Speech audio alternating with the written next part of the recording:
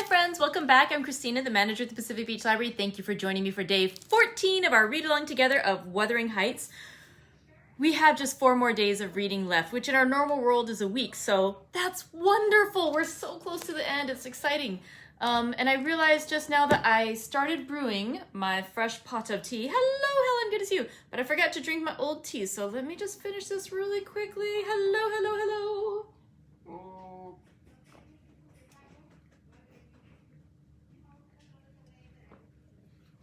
I can only do that with the cold teas. That would be horrible with the hot teas. Like this one. Today's hot tea that I brewed especially for us is because we are getting ready still for our Count of Monte Cristo tea party on Friday, is the bourbon vanilla, which I enjoyed a lot of this during that read aloud. A friend had given me a bag of it. Hello, good to see y'all. This one, in case you are curious, the ingredients, it's a rooibos tea that also has calendula petals, almond slices, and vanilla. And if you RSVP'd for this, for Friday's event, I did send you some of that tea. You can tell the truth. I mean, you can vouch for me. It smells amazing. It has a really, really strong aroma to it.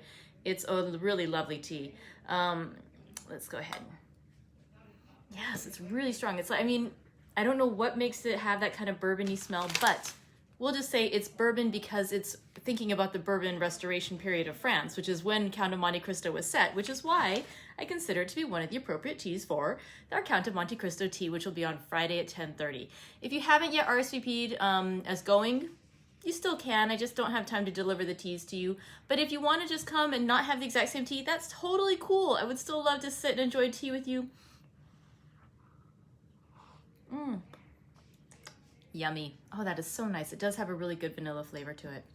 All right, let's talk about Wuthering Heights, our current book. As I said, we've got just a few days left of our read along together of this one, and it is amazing. Oh, wow. That makes me think too, if we've only got about a week or so left, it's probably time for us to start voting on our next book. So start thinking about that. I'll post a poll probably later tonight. I'll start the poll so we can start voting on what we'd like to read next. Wow, I didn't even think about that, how we're getting so close to that time. Oh, wow. Okay, so what we read yesterday was 2 chapters. We read chapters 24 and 25. In chapter 24, Ellen Dean was recounting how she had been ill, and while she'd been ill, young Catherine Linton had been tending her and her father, and she noticed that as she started to get better, she asked Catherine to stay the evening with her and to read with her, and Cathy seemed antsy. What we eventually find out is the reason she was antsy is because she's been sneaking away at night, and she's been going to visit Wuthering Heights. And it's interesting too, because the way she says it is, she describes it to Ellen by saying, you know, I've been going almost every night, but I've only had fun a few times. It's kind of weird. So she says, like, you know, the first time she went, she and Linton caught up with each other, and it was wonderful and it was beautiful. They had a great time. And then afterwards, like, he's been cranky, he's been whining again, he's been high maintenance again, to use the words that we had yesterday. I mean, he's been really just annoying. And yet she still goes back to help him because she feels like she does care about him, but she also feels a sense of duty, and she feels like, you know, that as miserable as he is, he'd be more miserable without her. And so she goes, and, you know, it's an interesting thing. Like, at some point she's like, if you don't like me, just say so and I'll stop. You know, if you think I'm hurting you, I'll just stop coming. And he's like, no, I want you to come. I want you to be here. He says, like, how my father complains about me so much, I start to believe it sometimes, and I think I am worthless. And, you know, if I had the good health and good fortune that you do, maybe I could be as nice and as kind as you are, and I'm sorry I'm not that way. So it's a really backhanded apology, but she is apparently contented with this. So yeah, it's just interesting. About 3 times, she says, have we been merry and hopeful as we were the first evening. The rest of my visits were dreary and troubled, now with his selfishness and spite, and now with his sufferings. But I've learned to endure the former and nearly as little resentment as the latter. Or endure the former with nearly as little resentment as the latter. And so it's an interesting thing that she's still willing and wants to visit him, even though these visits are not pleasant for her. It's interesting too that Mr. Heathcliff at one time, he overhears their conversation, and she hears him scolding his son afterwards about why was he being basically such a jerk to her, you know, like if he wants her to come visit, he can't treat her like that. And then she upbraids Mr. Heathcliff about it, saying, like, don't pick on your son that way. I'm fine with how he talks to me. And Heathcliff is like, whatever, go, yeah, okay, sure, you go do that. And so it's an interesting state of affairs. Now there's also a really wonderful ending to that chapter, because basically Cathy begs Nellie, now that she's revealed this secret about what she's been doing at night, how she's been sneaking away sort of against the wishes of her father. Like, if he knew, he had forbidden her to have further contact with Wuthering Heights. So she wants Nellie to think about it, and Nellie says, you know, I do need to think about this before I make a decision as to whether I'll keep your secret or whether I'll tell your father. And she's like, okay, think about it. And then Nellie's hilarious. She says, I thought it over aloud, in my master's presence, walking straight from her room to his and relating the whole story. Oh my God. I do kind of love Ellen Dean. She's a great character.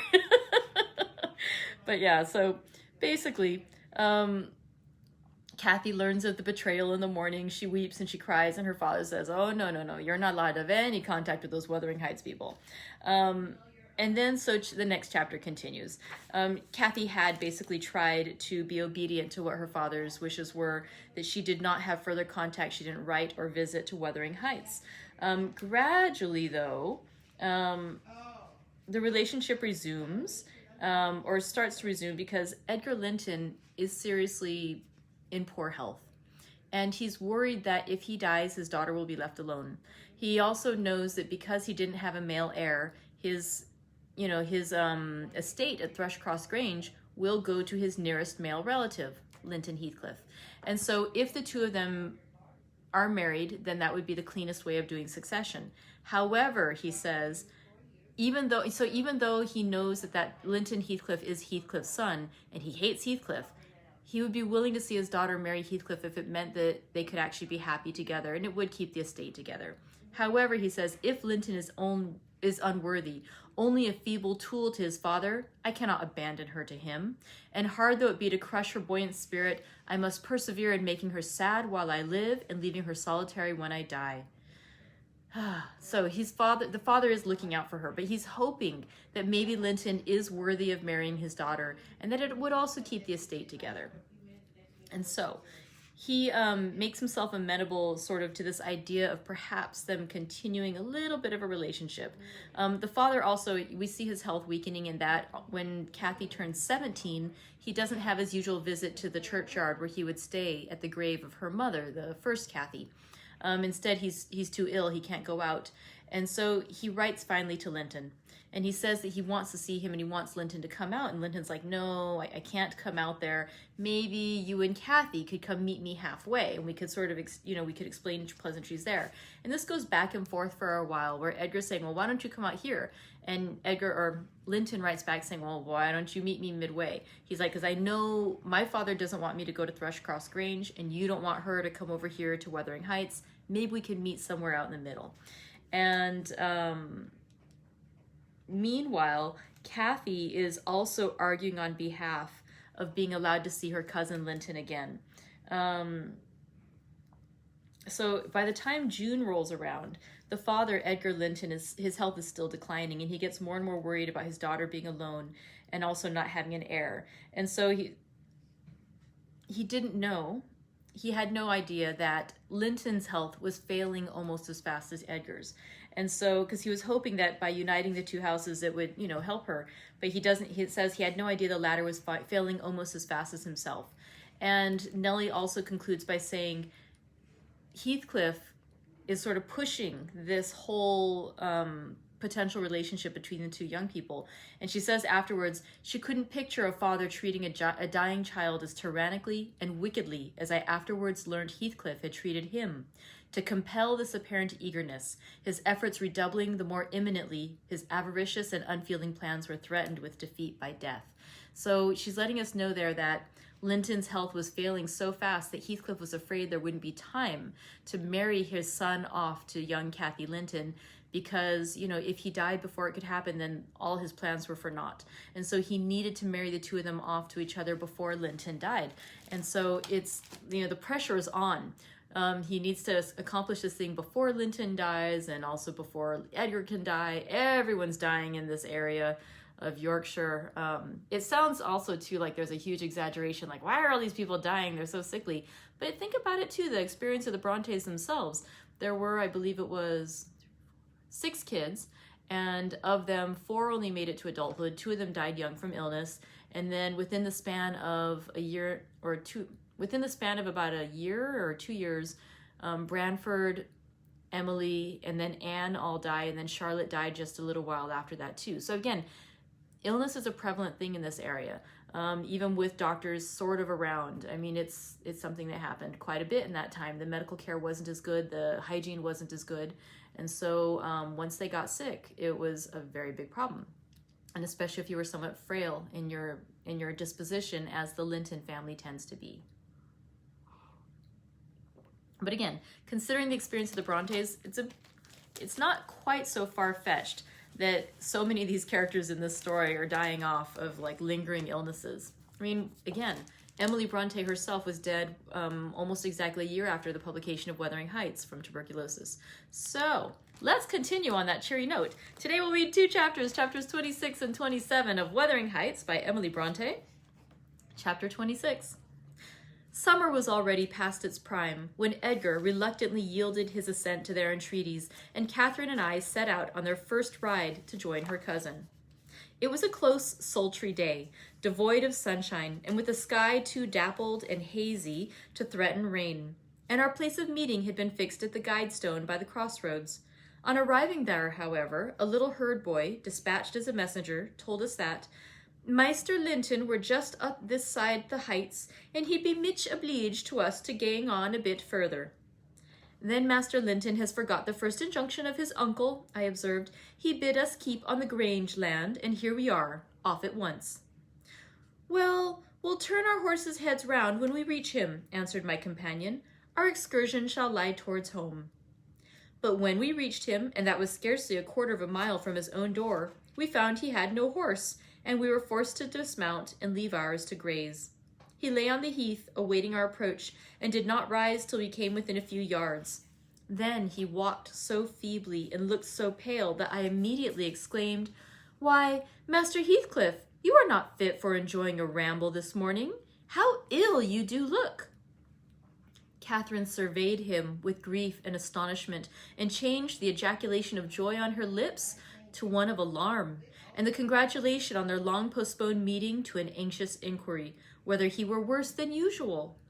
No, better, he panted, trembling, and retaining her hand as if he needed its support, while his large blue eyes wandered timidly over her, the hollowness round them transforming to haggard wildness the languid expression they once possessed. But you have been worse, persisted his cousin, worse than when I saw you last. You are thinner and— I'm tired, he interrupted hurriedly. It is too hot for walking. Let us rest here. And in the morning I often feel sick. Papa says I grow so fast. Badly satisfied, Cathy sat down, and he reclined beside her. This is something like your paradise, said she, making an effort at cheerfulness. You recollect the 2 days we agreed to spend in the place and way each thought pleasantest? This is nearly yours, only there are clouds, but then they are so soft and mellow, it is nicer than sunshine. Next week, if you can, we'll ride down to the Grange Park and try mine. Linton did not appear to remember what she talked of, and he had evidently great difficulty in sustaining any kind of conversation. His lack of interest in the subject she started, and his equal incapacity to contribute to her entertainment were so obvious that she could not conceal her disappointment. An indefinite alteration had come over his whole person and manner. The pettishness that might be caressed into fondness had yielded to a listless apathy. There was less of the peevish temper of a child which frets and teases on purpose to be soothed, and more of the self-absorbed moroseness of a confirmed invalid, repelling consolation, and ready to regard the good-humored mirth of others as an insult. Catherine perceived, as well as I did, that he held it rather a punishment than a gratification to endure our company, and she made no scruple of proposing, presently, to depart. That proposal, unexpectedly, roused Linton from his lethargy, and threw him into a strange state of agitation. He glanced fearfully towards the Heights, begging she would remain another half-hour, at least. "But I think," said Cathy, "you'd be more comfortable at home than sitting here, and I cannot amuse you today, I see, by my tales and songs and chatter. You have grown wiser than I in these 6 months. You have little taste for my diversions now, or else, if I could amuse you, I'd willingly stay." "Stay to rest yourself," he replied, "and Catherine, don't think or say that I'm very unwell. It is the heavy weather and heat that make me dull, and I walked about before you came, a great deal for me. Tell Uncle I'm in tolerable health, will you?" "I'll tell him that you say so, Linton.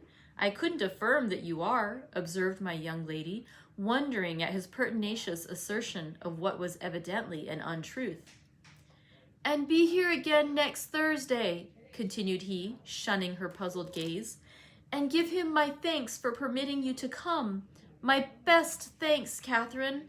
And if you did meet my father and he asked you about me, don't lead him to suppose that I've been extremely silent and stupid. Don't look sad and downcast, as you are doing. He'll be angry." "I care nothing for his anger," exclaimed Cathy, imagining she would be its object. "But I do," said her cousin, shuddering.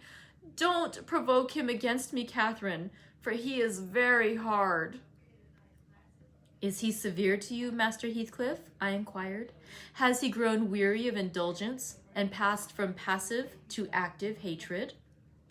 Linton looked at me, but did not answer, and after keeping her seat by his side another 10 minutes, during which his head fell drowsily on his breast, and he uttered nothing except suppressed moans of exhaustion or pain, Cathy began to seek solace in looking for bilberries and sharing the produce of her researches with me. She did not offer them to him, for she saw further notice would only weary and annoy.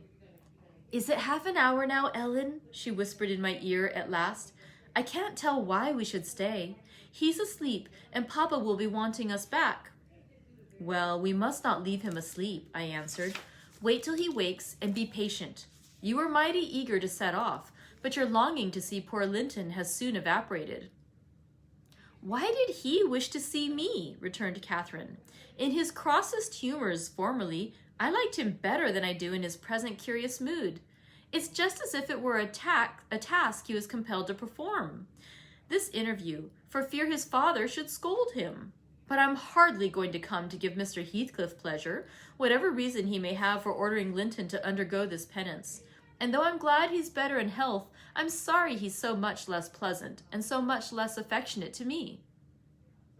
"You think he is in better health then?" I said. "Yes," she answered, "because he always made such a great deal of his sufferings, you know.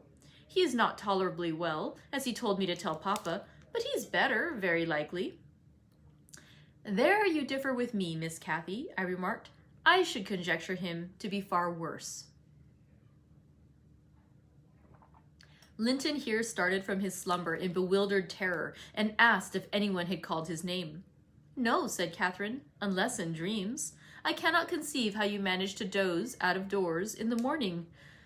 "I thought I heard my father," he gasped, glancing up to the frowning Nab above us. "You are sure nobody spoke?" "Quite sure," replied his cousin. "Only Ellen and I were disputing concerning your health. Are you truly stronger, Linton, than when we separated in summer? If you be, I'm certain one thing is not stronger, your regard for me. Speak, are you?" The tears gushed from Linton's eyes as he answered, "Yes, yes, I am." And still under the spell of the imaginary voice, his gaze wandered up and down to detect its owner. Cathy rose. "For today we must part," she said, "and I won't conceal that I have been sadly disappointed with our meeting, though I'll mention it to nobody but you. Not that I stand in awe of Mr. Heathcliff." "Hush," murmured Linton. "For God's sake, hush! He's coming!" And he clung to Catherine's arm, striving to detain her. But at that announcement, she hastily disengaged herself and whistled to Minnie, who obeyed like a dog. "I'll be here next Thursday," she cried, springing to the saddle. "Goodbye. Quick, Ellen." And so we left him, scarcely conscious of our departure, so absorbed was he in anticipating his father's approach. Before we reached home, Catherine's displeasure softened into a perplexed sensation of pity and regret, largely blended with vague, uneasy doubts about Linton's actual circumstances, physical and social, in which I partook, though I counseled her not to say much, for a second journey would make us better judges. My master requested an account of our ongoings. His nephew's offering of thanks was duly delivered, Miss Cathy gently touching on the rest. I also threw little light on his inquiries, for I hardly knew what to hide and what to reveal. And now chapter 27 of Wuthering Heights. 7 days glided away, everyone marking its course by the henceforth rapid alteration of Edgar Linton's state.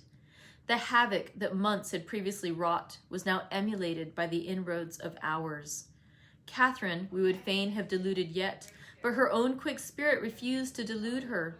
It divined in secret and brooded on the dreadful probability, gradually ripening into certainty. She had not the heart to mention her ride when Thursday came round. I mentioned it for her and obtained permission to order her out of doors, for the library, where her father stopped a short time daily, the brief period he could bear to sit up, and his chamber, had become her whole world. She grudged each moment that did not find her bending over his pillow or seated by his side. Her countenance grew wan with watching and sorrow, and my master gladly dismissed her to what he flattered himself would be a happy change of scene and society, drawing comfort from the hope that she would not now be left entirely alone after his death. He had a fixed idea, I guessed by several observations he let fall, that as his nephew resembled him in person, he would resemble him in mind, for Linton's letters bore few or no indications of his defective character, and I, through pardonable weakness, refrained from correcting the error, asking myself what good there would be in disturbing his last moments with information that he had neither power nor opportunity to turn to account. We deferred our excursion till the afternoon, a golden afternoon of August, every breath from the hills so full of life that it seemed whoever respired it, though dying, might revive. Catherine's face was just like the landscape, shadows and sunshine flitting over it in rapid succession. But the shadows rested longer, and the sunshine was more transient, and her poor little heart reproached itself for even that passing forgetfulness of its cares. We discerned Linton watching at the same spot he had selected before. My young mistress alighted, and told me that as she was resolved to stay a very little while, I had better hold the pony and remain on horseback. But I dissented. I wouldn't risk losing sight of the charge committed to me a minute, so we climbed the slope of heath together. Master Heathcliff received us with greater animation on this occasion. Not the animation of high spirits, though, nor yet of joy. It looked more like fear. "It is late," he said, speaking short and with difficulty. "Is not your father very ill? I thought you wouldn't come." "Why won't you be candid?" cried Catherine, swallowing her greeting.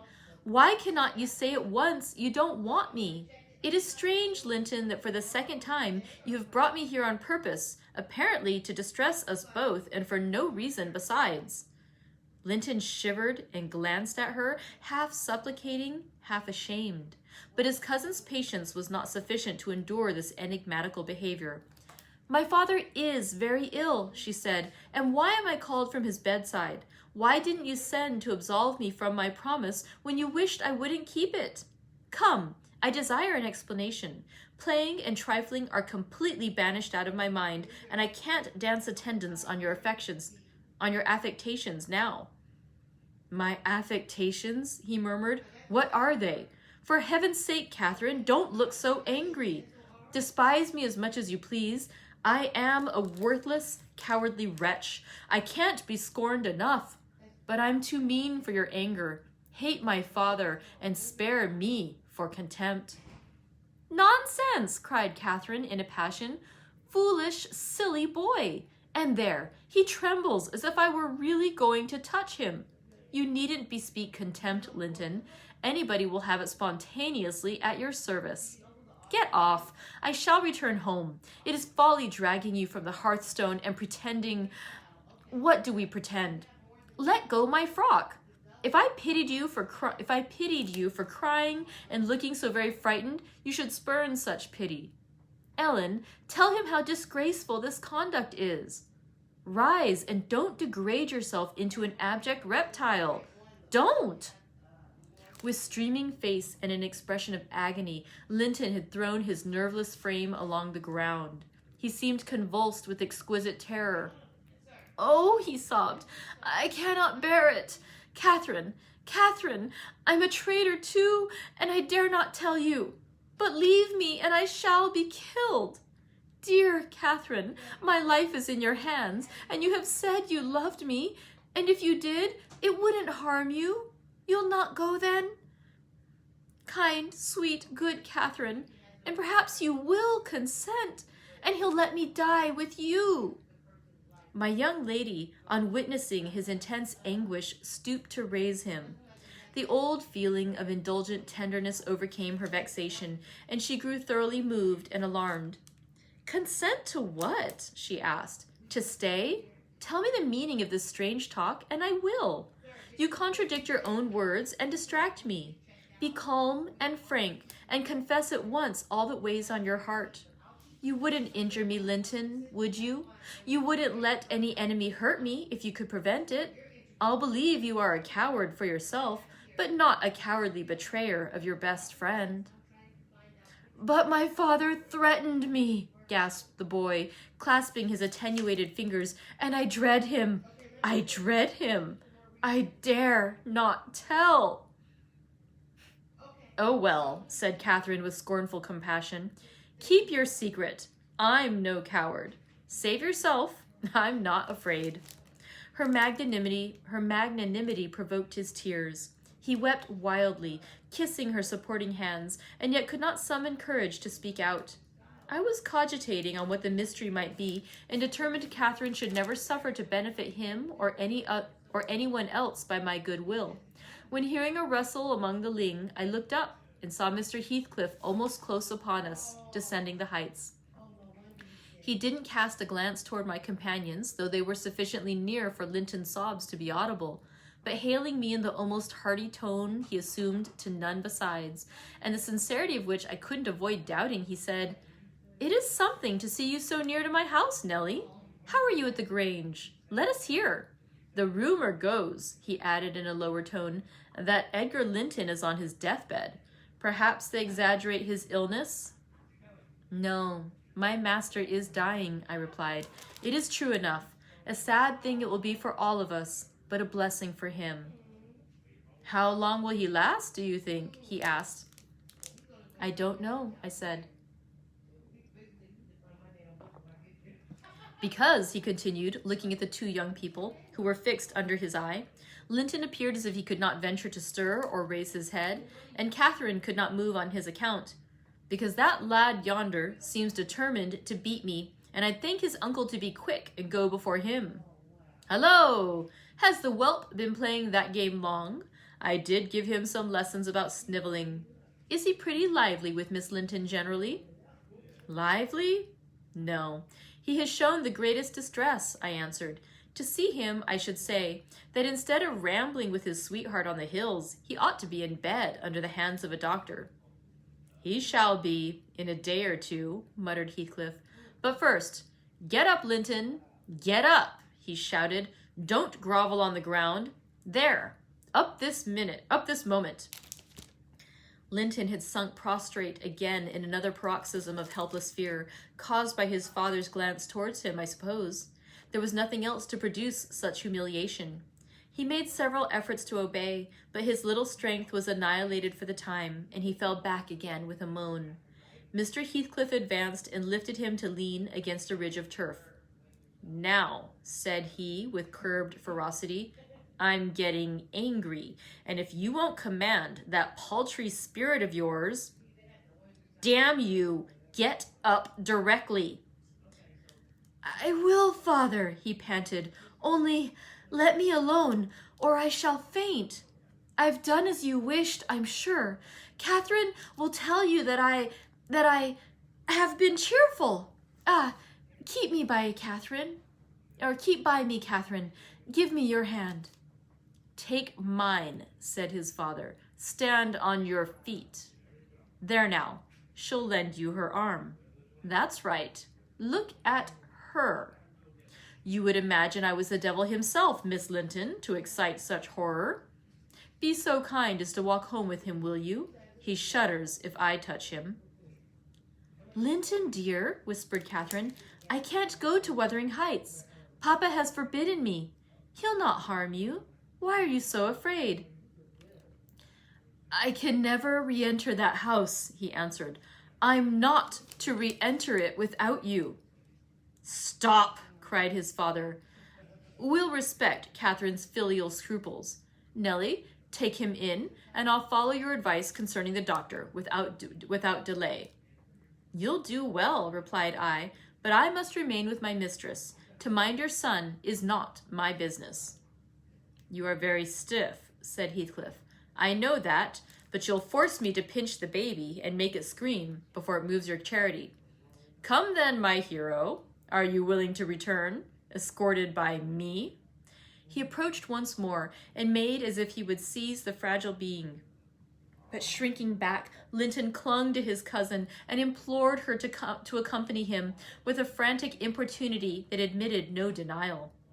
However I disapproved, I couldn't hinder her. Indeed, how could she have refused him herself? What was filling him with dread we had no means of discerning, but there he was, powerless under its gripe, and any addition seemed capable of shocking him into idiocy. We reached the threshold. Catherine walked in, and I stood waiting till she had conducted the invalid to a chair, expecting her out immediately, when Mr. Heathcliff, pushing me forward, exclaimed, My house is not stricken with the plague, Nellie, and I have a mind to be hospitable today. Sit down, and allow me to shut the door. He shut and locked it also. I started. You shall have tea before you go home, he added. I am by myself. Hareton is gone with some cattle to the Lees, and Zillah and Joseph are off on a journey of pleasure. And though I'm used to being alone, I'd rather have some interesting company if I can get it. Miss Linton, take your seat by him. I give you what I have. The present is hardly worth accepting, but I have nothing else to offer. It is Linton, I mean. How she does stare. It's odd what a savage feeling I have to anything that seems afraid of me. Had I been born where laws are less strict and tastes less dainty, I should treat myself to a slow vivisection of those two as an evening's amusement. He drew in his breath, struck the table, and swore to himself, By hell, I hate them. I am not afraid of you, exclaimed Catherine, who could not hear the latter part of his speech. She stepped close up, her black eyes flashing with passion and resolution. Give me that key. I will have it, she said. I won't eat or drink here if I were starving. Heathcliff had the key in his hand that remained on the table.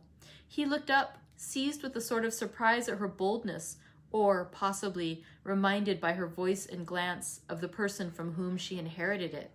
She snatched at the instrument and half succeeded in getting it out of his loosened fingers, but her action recalled him to the present. He recovered it speedily. Now, Catherine Linton, he said, stand off, or I shall knock you down, and that will make Mrs. Dean mad. Regardless of this warning, she captured his closed hand and its contents again. We will go, she repeated, exerting her utmost efforts to cause the iron muscles to relax, and finding that her nails made no impression, she applied her teeth pretty sharply. Heathcliff glanced at me, a glance that kept me from interfering a moment. Catherine was too intent on his fingers to notice his face. He opened them suddenly and resigned the object of dispute, but ere she had well secured it, he seized her with his liberated hand and, pulling her on his knee, administered with the other a shower of terrific slaps on both sides of the head, each sufficient to have fulfilled his threat, had she been able to fall. At this diabolical violence, I rushed on him furiously. You villain, I began to cry. You villain! A touch on the chest silenced me. I am stout and soon put out of breath, and what with that and the rage, I staggered dizzily back and felt ready to suffocate or to burst a blood vessel. The scene was over in 2 minutes. Catherine, released, put her 2 hands to her temples and looked just as if she were not sure whether her ears were off or on. She trembled like a reed, poor thing, and leant against the table perfectly bewildered. "I know how to chastise children, you see," said the scoundrel, grimly, as he stooped to repossess himself of the key, which had dropped to the floor.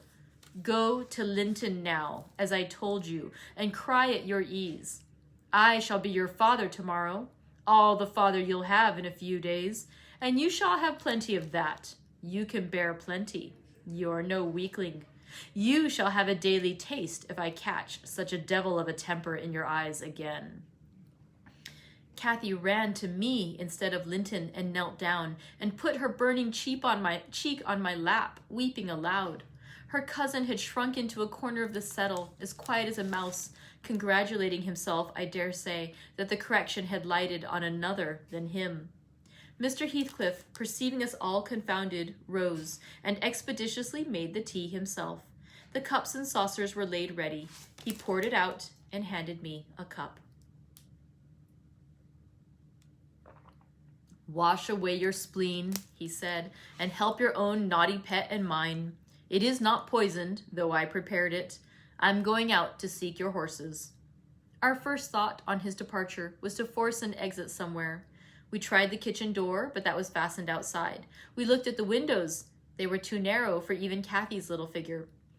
"Master Linton," I cried, seeing we were regularly imprisoned, "you know what your diabolical father is after, and you shall tell us, or I'll box your ears, as he has done your cousins." "Yes, Linton, you must tell," said Catherine. "It was for your sake I came, and it will be wickedly ungrateful if you refuse." "Give me some tea. I'm thirsty, and then I'll tell you," he answered. "Mrs. Dean, go away. I don't like you standing over me. Now, Catherine, you are letting your tears fall into my cup. I won't drink that. Give me another." Catherine pushed another to him and wiped her face. I felt disgusted at the little wretch's composure, since he was no longer in terror for himself.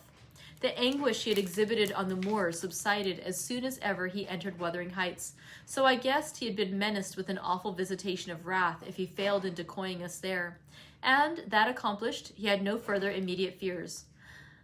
"Papa wants us to be married," he continued, after sipping some of the liquid, "and he knows your papa wouldn't let us marry now, and he's afraid of my dying if we wait.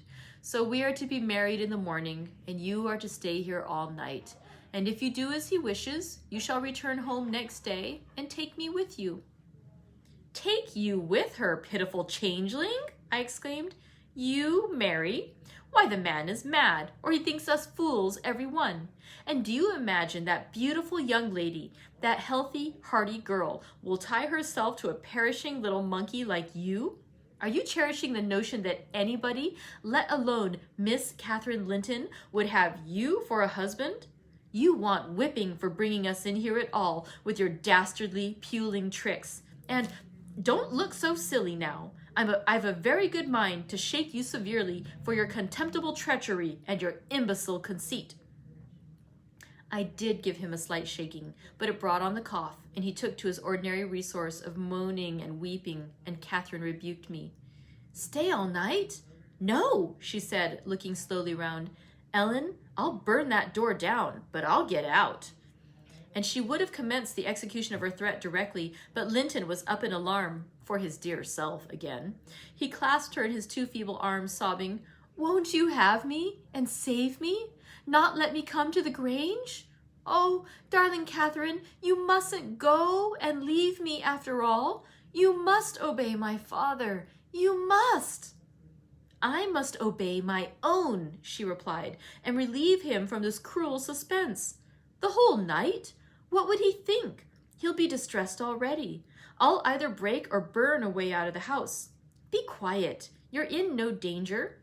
But if you hinder me, Linton, I love Papa better than you." The mortal terror he felt of Mr. Heathcliff's anger restored to the boy his coward's eloquence. Catherine was near distraught.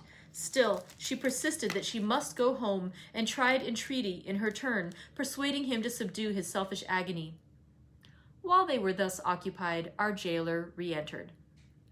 "Your beasts have trotted off," he said, "and Now, Linton, sniveling again? What has she been doing to you? Come, come, have done and get to bed. In a month or two, my lad, you'll be able to pay her back her present tyrannies with a vigorous hand. You're pining for pure love, are you not?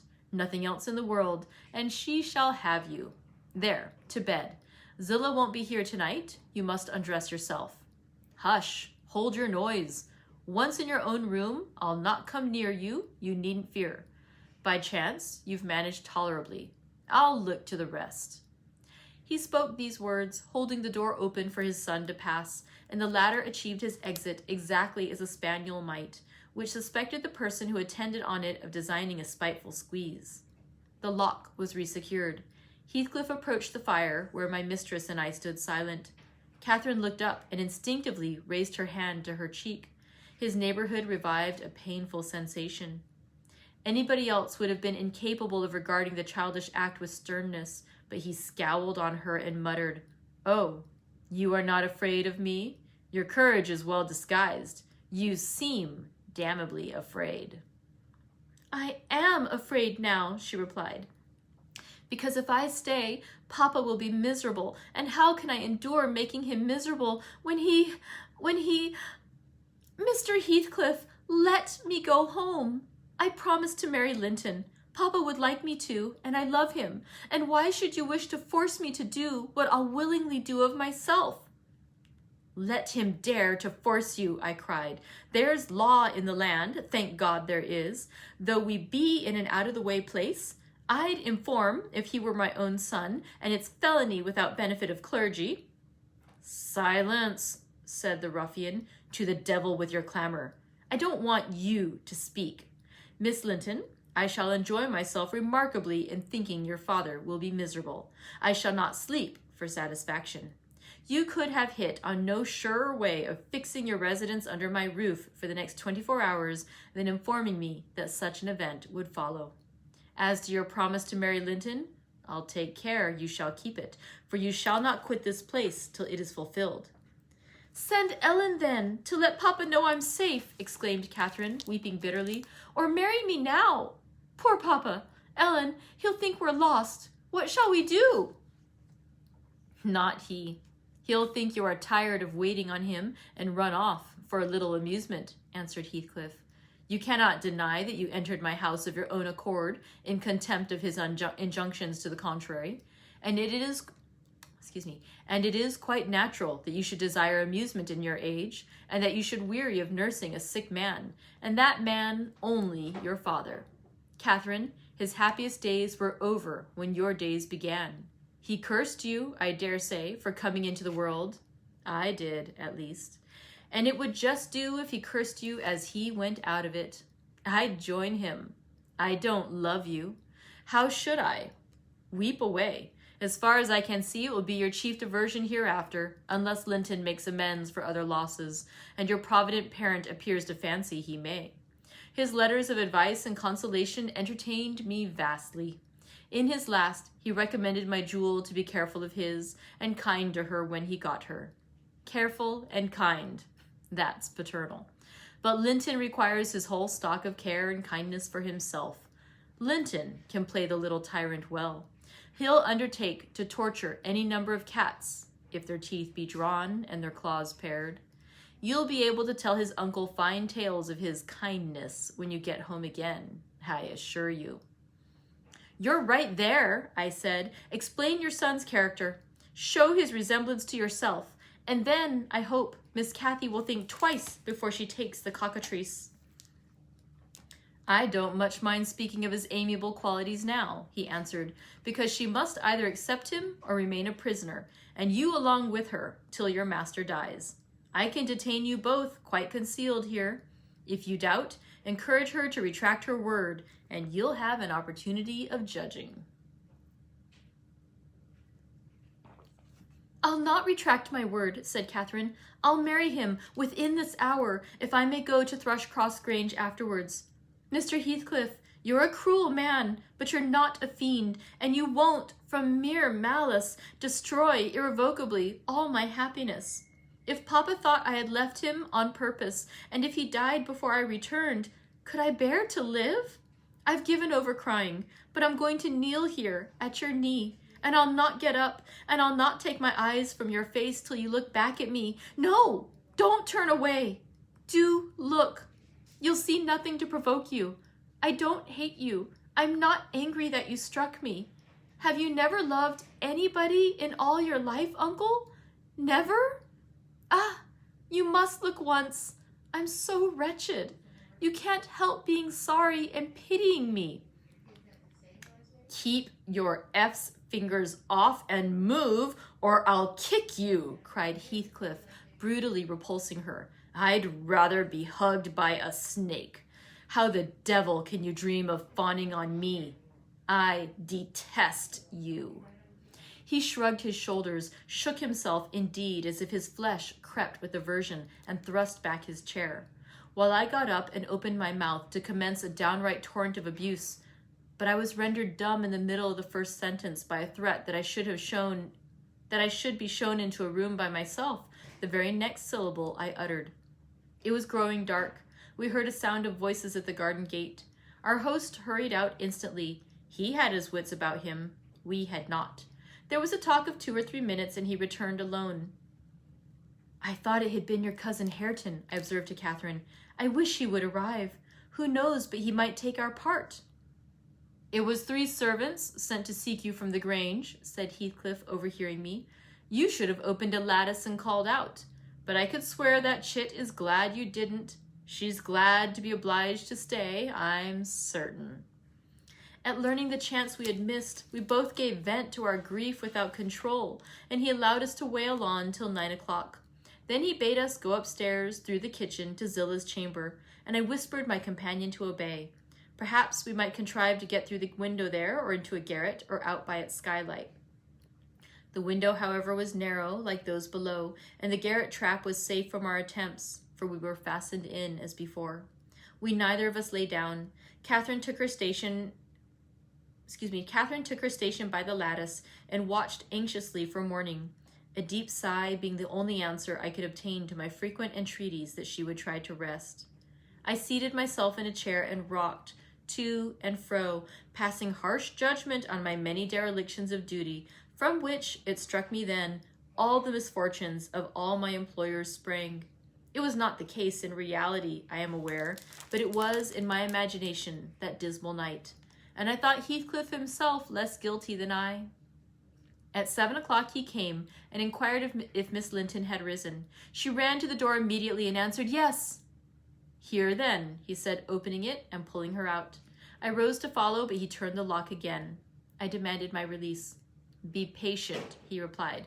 "I'll send up your breakfast in a while." I thumped on the panels and rattled the latch angrily, and Catherine asked why I was still shut up. He answered, I must try to endure it another hour, and they went away. I endured it 2 or 3 hours. At length I heard a footstep, not Heathcliff's. "I've brought you something to eat," said a voice. "Open to door." Complying eagerly, I beheld Hareton, laden with food enough to last me all day. "Tak it," he answered, thrusting the tray into my hand. "Stay 1 minute," I began. "Nay," cried he, and retired, regardless of any prayers I could pour forth to detain him. And there I remained enclosed the whole day and the whole of the next night, and another and another. 5 nights and 4 days I remained altogether, seeing nobody but Hareton once every morning, and he was a model of a jailer, surly and dumb and deaf to every attempt at moving his sense of justice or compassion. Ooh, so that concludes chapter 27. We now know how Cathy was tricked into going back to Wuthering Heights and into compromising her reputation by spending the night unmarried at that house. We don't yet know if she's actually married Linton at this point, but we do know what's going to happen at some point. So tune in tomorrow to find out more about what's going on with Cathy and young Linton Heathcliff, and if Heathcliff's plans will come to fruition, if he's going to manage to marry them off before Edgar and Linton die. Whew, okay. Thank you very much for joining me today. I hope you have a wonderful, wonderful rest of your day, and I will see you tomorrow for more reading from Wuthering Heights. And as mentioned, I will start the poll pretty soon so that you can start suggesting, nominating titles of what you'd like to read together next, and also voting on anything you see there that looks good. Thanks so much, friends. Bye.